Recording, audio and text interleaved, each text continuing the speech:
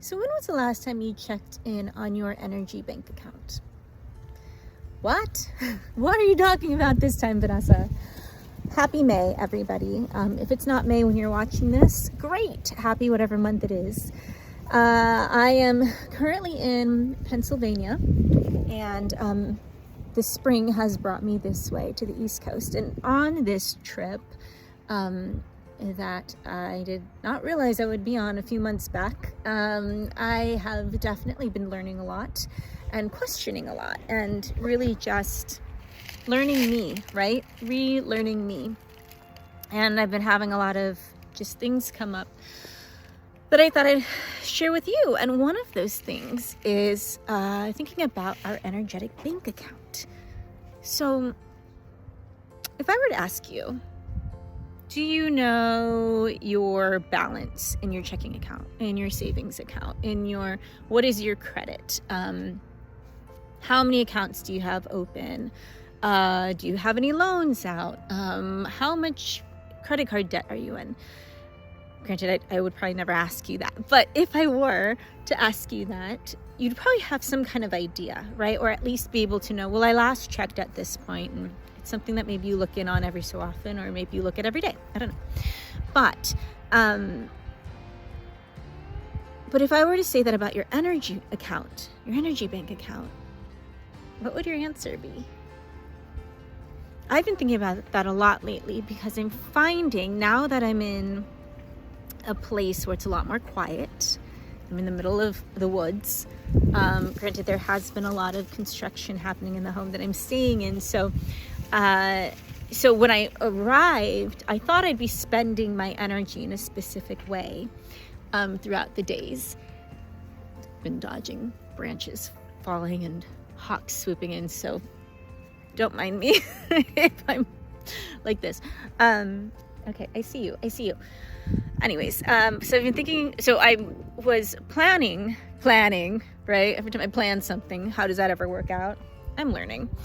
But I thought I would, be having a lot of quiet time during all day. And then on the weekends, I get to see my amazing friend and her husband who are graciously letting me stay at their beautiful home. And, but that the weeks would be really quiet. So I was anticipating just really grounding a lot, coming into center, doing my sessions, doing all the things. And of course, as the universe likes to do, keeping all of us on our toes,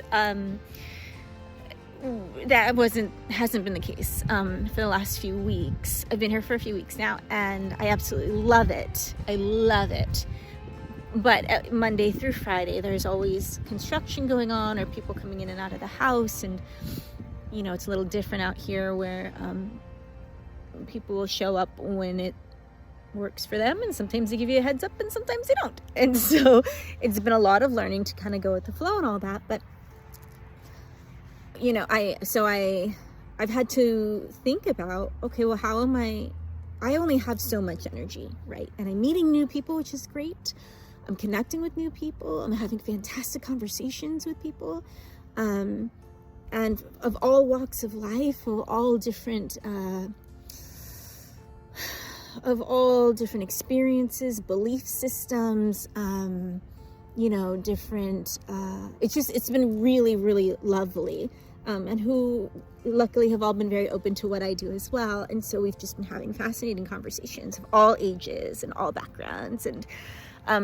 But I'm also realizing, I learned very quickly, how much energy can be spent when you're meeting new people or when you're sharing your story or, when people ask about what I do and then we get into conversations and they start to ask questions about how spirit works and energy and all that. And what energy feels like, or I'm experiencing the difference between how much energy is expended, how much energy do I spend having a conversation about maybe spiritual experiences or energetic experiences, or where both of us are pondering, thinking, and like kind of feeding each other. And then what does it feel like when I'm spending a different kind of energy, which is talking to someone and I end up teaching a lot just based on what I know and what they want to learn about, things like that. And I'm talking outside of sessions, right? So it's kind of like having, if you think of energy almost like money, right? I have, oh my God, these little bugs. They're all coming. I have this certain amount of energy. Don't mind my Band-Aid, I hurt myself yesterday. I have a certain amount of energy to that I was going to spend today when I went out to the coffee shop, when I went out to the beauty place or to the crystal shop or wherever I end up. But one interaction where I have this amount of energy that I have saved for just sort of social interactions, and then that shifting into more concentrated energy of actually kind of going through a teaching and guidance kind of way where I wasn't expecting to, that requires a different amount, that requires a different kind of consistency. So it pulls more, right, from the little energetic pouch of my energy coins that I was going to use. Bear with me. And so I've actually ended up spending more than I had anticipated. So I actually got into really interesting conversations with someone at a coffee shop, and it was fantastic, just about this topic, which made me want to talk to you guys about it and hear your thoughts and what you think. When we're, talking about how conscious are we about how much we are giving, how much are we receiving. If you think about it as a parallel to our physical, tangible money system, right? What am I investing my energy into? And am I actually investing, or am I actually just kind of throwing it out on things that aren't? Am I spending my energy on things that are not actually benefiting me, that are not nourishing me, that are just kind of wasting it down the drain? How many bank accounts do I have? How many energy bank accounts do I have? And I realized it's almost like one hub, but then from that hub we have different extensions, right, to different accounts, because each account, one is for work, one is for acting. I'm getting back into acting again. Who'd have thunk? One is for the energy one uses when you're driving, when you're finding, when you're learning a new map and there's no reception, so you kind of gotta be on guard. One that you're pulling from at the same time to be using heightened senses. Oh my gosh, these bugs. Be using heightened senses to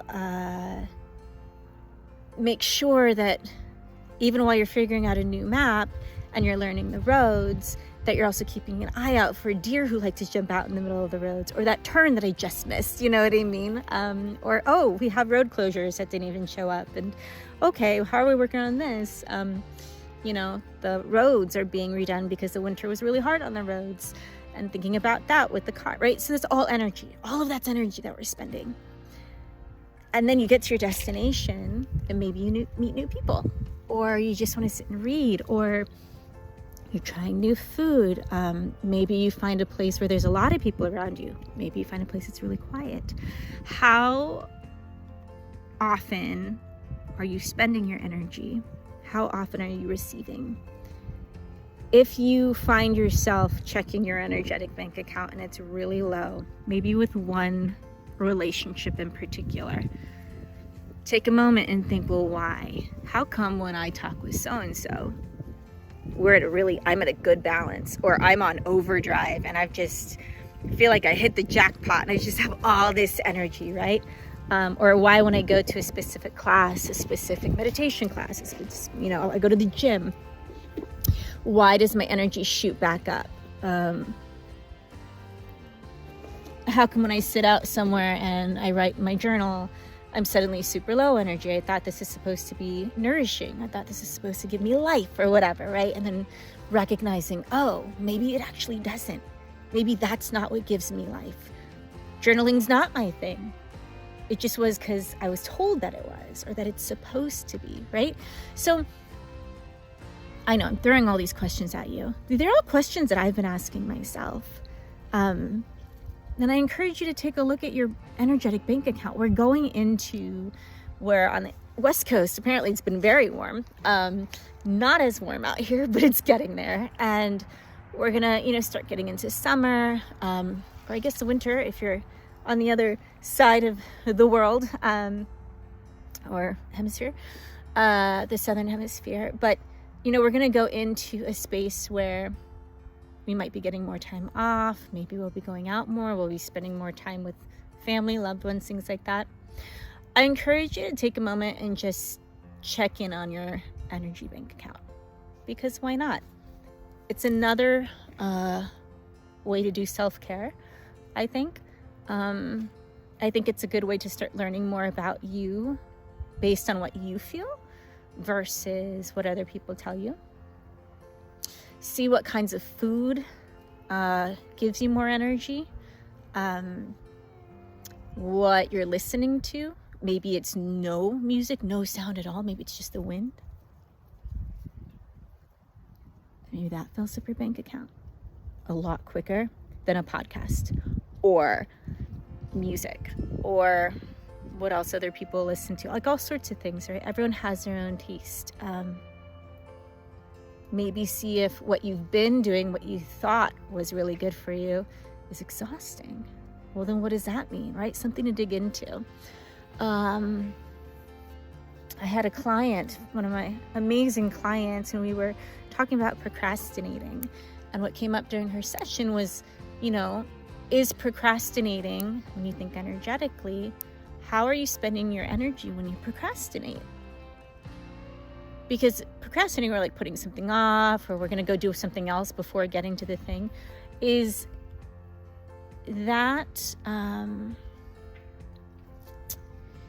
that blowing your money? Energetic money? Hear that? Is that just flushing it down the drain because you don't want to do some specific thing that's on your to-do list? Is procrastinating actually draining you of more energy? Probably. And if not, if procrastinating is giving you more energy to do other things, maybe think about the thing you're procrastinating doing and seeing, well, why is that in my everyday? Why is this something I have to do? How can I reframe it? How can I look at it differently so that I want to do it, right? Think about your credit. What's your credit score? How much credit do you give yourself? Christopher Witecki talked about that. He's an astrologer and energetic mentor and all these things. And I love him with serious joy. And he talks about how much credit do you give yourself? How much do you not give yourself? What do you give yourself credit for? What is it that you should be giving yourself credit for and not? What is your credit like, right? I was thinking about credit card debt and the energy of debt. Applying instead of credit card, do you find yourself feeling like you owe people something energetically? Oh my gosh, well, so-and-so was always there for me when I really needed her, and so she needs me now, so I really should just, all right, I'll go and do whatever or I'll talk to her for the next hour. I'll do whatever it is she's wanting me to do for her, but I really just don't have the energy. I don't want to, simply because I'm exhausted, or, whatever may be happening in your life. Where do you find yourself saying, I'll do this because I'm in debt to you energetically? And where do you find yourself going, you know what, I do want to be here for you, but I'm going to have to take a nap for an hour, and then I'll give you a call back, and then I'm going to be here completely present, right? Then it's not debt. Then you're not fulfilling a debt to somebody. Then you're simply just giving your time and sharing your presence and holding space for them. Two very different things. Think about the people in your world. Who do you owe? Who owes you, right? Energetically. When you start to look at it that way, it kind of gives you just another parallel, another way to look at things.